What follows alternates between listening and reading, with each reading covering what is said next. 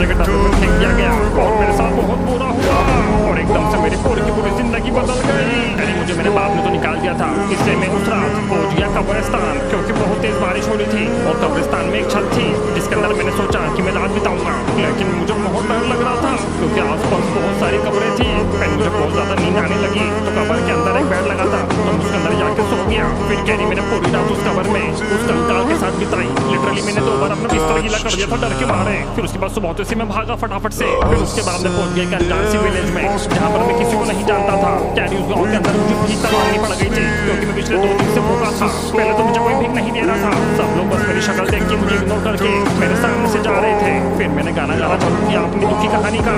घर जला है मेरा, क्या बिगड़ा तेरा, मुझे तो मेरे बाप ने छोड़ दिया। मेरा उदास गाना सुन के पूरा पूरा गाँव इमोशनल हो गया। फिर उन्होंने मुझे 2 वक्त का खाना दिया और फिर गाँव में रहने के लिए जगह दी। पता नहीं कहाँ मिल गया था मुझे, लेकिन मैंने वहाँ रहना चालू कर दिया। उसके बाद मेरी उस अनजान गाँव में मैंने धीरे धीरे करके अपना घर बसा लिया। लेकिन बहुत ज्यादा अकेला था मैं, मुझसे कोई भी बात नहीं करता था और अपने साथ नहीं खिलाता था। कैरी में अपना गुजारा करने के लिए लोगों के घरों में जाके सफाई किया करता था, वो भी संडास की। वो टाइम मेरी जिंदगी का सबसे स्ट्रगलिंग टाइम था। मैं क्या बताऊँ, लोगों के घर बहुत ही गंदे हुआ करते थे, लेकिन मैं मन लगा के सफाई किया करता था और चुपचाप से चोरी भी कर लिया करता था। मैं लोगों के घरों में से छोटे मोटे सामान चोरी करा करता था, जैसे कि पंखा, बेड। और एक दिन तो मैंने एक संडास चोरी कर लिया।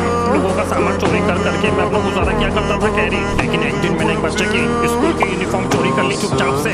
जब वो सो रहा था और वो लेके मैं भाग गया और उस दिन मैंने डिसाइड किया कि वो यूनिफॉर्म पहनकर दूरबीन स्कूल जाएगा और बनेगा बड़ा IAS ऑफिसर, ताकि मुझे घर घर चोरी ना करना पड़े और मैं अपनी जिंदगी सेट कर लूं। तो कैरी ये कहानी मेरी स्कूल की पहले दिन की, जब मैं बस से पहुंच जाता हूँ स्कूल कैसे न कैसे करके। मुझे लगा था कि स्कूल जाने के बाद मैं बहुत बड़ा आदमी बन जाऊंगा। मैंने ठान लिया था कि मैं मन लगा के पढ़ाई करूंगा। लेकिन पहले दिन मेरी पिटाई कर दी गई। स्कूल की पुलिस ने मुझे बहुत मारा क्योंकि उनको मेरी शक्ल पसंद नहीं आई। और फिर मेरी धुलाई करने के बाद मेरी किताबें संडास के अंदर फेंक दी, यहाँ तक कि मेरा स्कूल बैग भी फेंक दिया। लेकिन उसके बाद मैं जैसे ही क्लास के अंदर पहुंचता हूँ टीचर मेरे पे गुस्सा हो जाती है। कहाँ थे तुम और तुम्हारे में से बात पूछने आ रही है?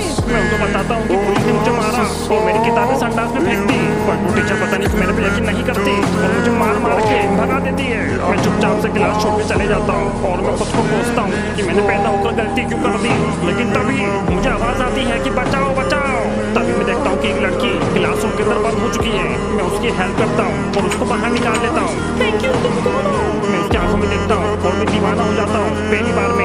और वो लड़की भी मुझसे इम्प्रेस हो जाती है क्योंकि मैं उसकी मदद करता हूँ। फिर उसके बाद कैरी वो लड़की के साथ टाइम स्पेंड करने लग जाता हूँ। उस टाइम मुझे लग रहा था कि मेरी जिंदगी में सब कुछ धीरे धीरे अच्छा होने लगा है। लेकिन तभी उधर टीचर टपक पड़ती है और मेरे पे झूठा इल्जाम लगा देती है कि मैं लड़का छेड़ रहा हूँ। अच्छा, पढ़ाई लिखाई के समय छोड़ी बता रहा है। मैं अभी प्रिंसिपल को फोन करके आती हूँ और तेरे को स्कूल से बाहर निकलती हूँ। उसके बाद मुझे वो स्कूल से जाना पड़ता है और कोई मेरा सपोर्ट नहीं करता।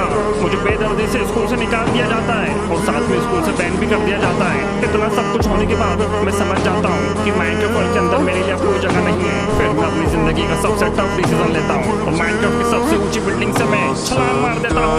तो कैरी जैसे ही मैं कूदा मेरी स्पीड स्लो हो गई, पता नहीं क्या हुआ। मैं एकदम धीरे धीरे गिरने लगा नीचे और पेड़ पे जाके लैंड हो गया। मैं सोच में था कि मेरे साथ ऐसा क्यों हुआ, क्या मेरे अंदर कोई नेचुरल पावर है। मैं 2 मिनट के लिए खुद को सुपरमैन समझने लगा, लेकिन तभी मेरे सामने प्रकट हो जाते हैं माइनक्राफ्ट के भगवान नॉच। उन्होंने ही मेरी जान बचाई थी। मेरे पे स्लो पोशन मारकर मैं उनके सामने अपना सर झुकाता